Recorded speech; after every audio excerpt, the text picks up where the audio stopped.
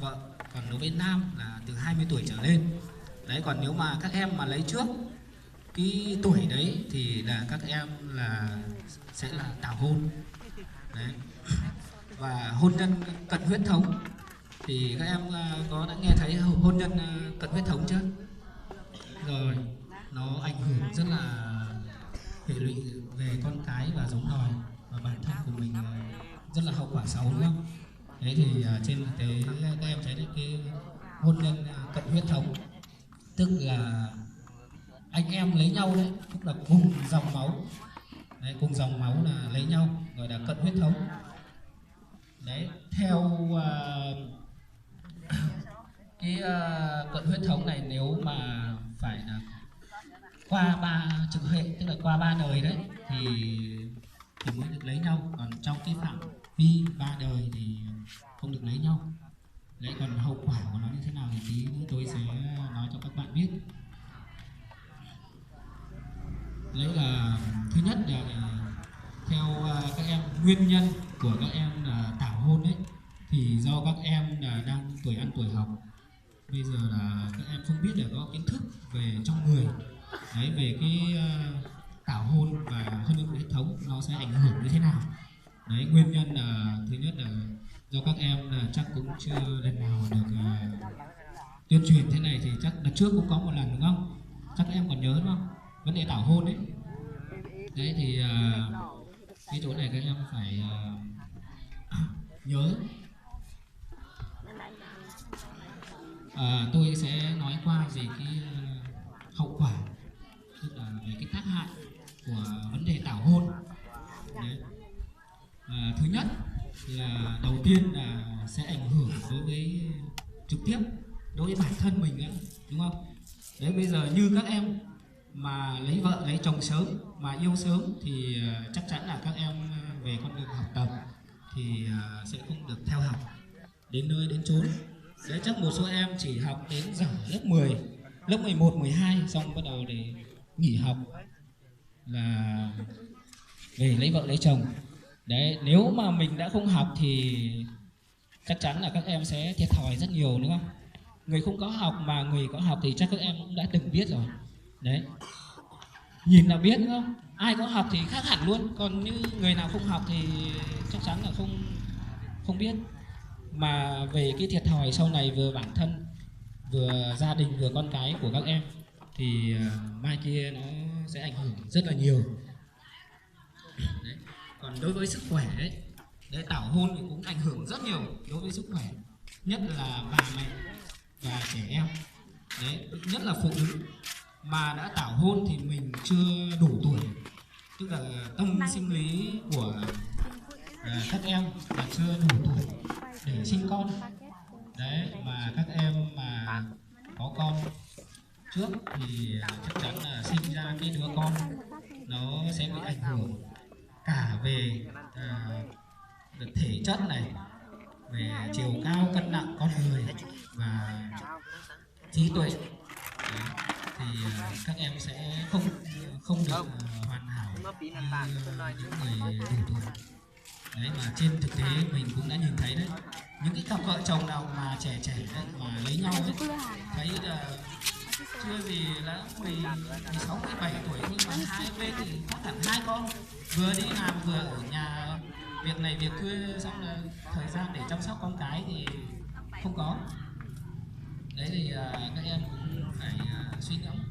Thì cái vấn đề tảo hôn này là các em phải đừng có vội vàng. Đấy, nhất là đứa tuổi như các em này thì là tuổi đang yêu đang học. Đấy, tuổi là tuổi vẻ gãy sừng trâu đấy, đúng không? Như người ta bảo đấy, rất là thích cái gì thì làm luôn, nhưng mà cái gì các em cũng phải từ từ, đúng không?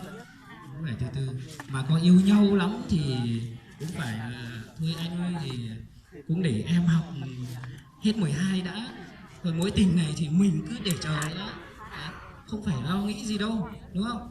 Một số em thì cứ yêu nhau là cứ rủ nhau ra bờ suối, xong là có mấy cái tảng đá ngon cứ đi ngồi cả đêm cũng không được rồi. Đấy, các em phải hết sức hạn chế. Đấy thì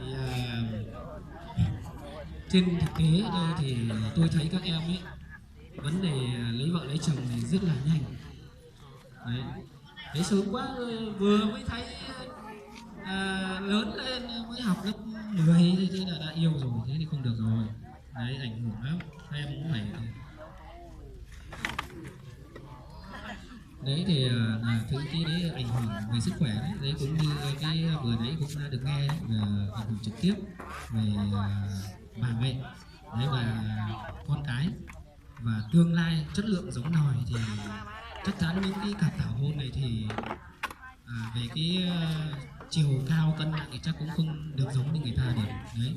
Thì cái chỗ này các em phải suy ngẫm. Đấy thì đối với xã hội thì như các em biết không, tảo hôn thì theo cái luật về hôn nhân và gia đình là các em là cũng đã vi phạm cái luật pháp về luật hôn nhân gia đình đấy. Kết hôn không đủ tuổi thì chắc là các em lấy nhau cũng không được đăng ký, không được đăng ký kết hôn đâu. Đấy, khi nào đủ tuổi thì mới được đăng ký. Đấy, cái đấy là quyền lợi của mình thôi. Nếu mà các em cứ lấy không nghĩ về cái tương lai sâu xa của mình ấy thì nó sẽ không được. Đấy, mai kia thì mình sẽ thiệt thòi. Đấy thì cái vấn đề kết hôn sớm. Còn cái kết hôn cận huyết thống, đấy thì cái tác hại của nó thì cũng rất là nhiều. Đấy, cận huyết thống tức là cùng dòng máu đấy. Đấy, những cặp nào mà kết hôn cận huyết thống thì mà sinh đẻ ra con cái đấy thì nó sẽ mắc một số bệnh rất là khó chữa, gọi là không chữa được ấy, không có bài thuốc nào để chữa được. Bởi vì sinh ra cái đứa con đấy nó là gọi là lấy nhau là gọi là cùng gen đấy, bởi đã cùng gen là không chữa được. Đấy, cái đấy là các đồng chí phải nhớ nhất, không được lấy nhau, ít nhất phải qua 3 đời. Đấy thì các đồng chí các em mới được lấy nhau.